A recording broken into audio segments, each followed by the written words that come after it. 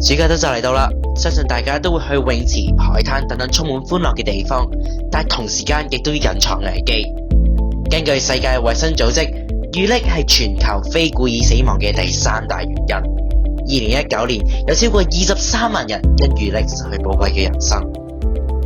喺上年赤柱發生咗一宗遇溺事故，一名男子因為救生員未能夠及時發現，最終不幸離世。同樣地，喺國際上面，2023年澳洲黃金海岸一名遊客因為抽筋掙扎，但救生員因為視覺盲區而未有即時察覺而唔救援，最後導致悲劇。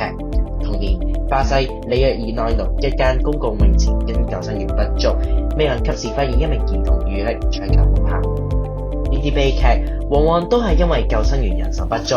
肉眼監測嘅盲區同埋有意嘅疏忽。呢啲問題唔單止喺香港存在，其實全球各地都有發生。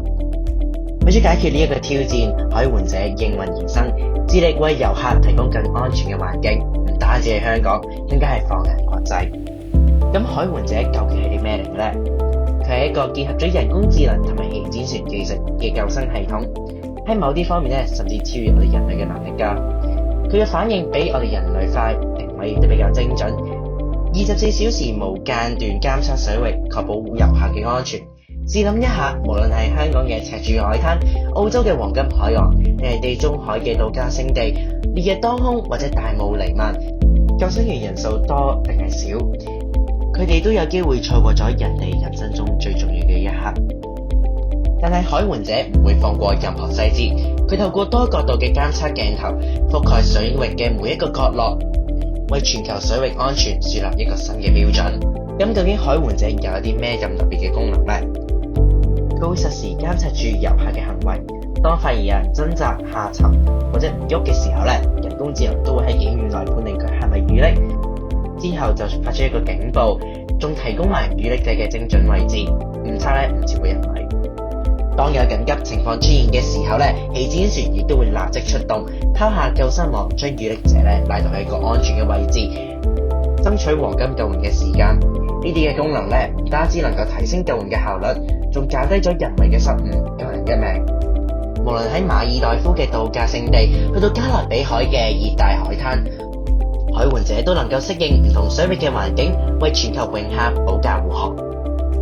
海援者嘅獨特之處在於創新設計，佢駐守響海灘中央嘅浮台，縮短咗救生員來回上岸嘅時間，救援速度快人一步。相比起香港大學2022年研發嘅泳池遇溺監測系統，海援者更加全面，唔單止局限於泳池，佢可以響任何海域，包括湖泊、河流，甚至國際郵輪周邊海域都可以用得㗎。佢唔單止會發出警報，仲會主動進行初步救援，市場上其他產品都難以企及。喺全球範圍內，特別係救生員匱乏嘅發展中國家，海援者都可以填補人手不足嘅問題，成為生命嘅救援者。令人振奮嘅係，救援者具備自動學習功能，佢通過累積嘅數據會不斷優化自己，令定位更精確，救援更快速。隨住科技嘅進步，佢都會變得越嚟越聰明，適應唔同嘅文化同環境需求。喺國際層面，海援者可以同聯合國或世界衛生組織合作，推廣到全球水域風險較高嘅海域，減少遇溺者嘅事故，拯救更多嘅生命。親愛嘅聽眾，安全係無價嘅，生命無分國界。海援者唔單止係一個救生系統，更係對全國人類生命嘅承諾。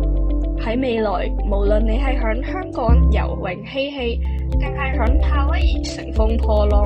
海援者都係會守護你，帶俾你一個無憂無慮嘅水上體驗。讓我哋一齊支持呢個創新方案，從香港出發，走向世界，攜手打造一個更安全嘅全球水域。多謝大家。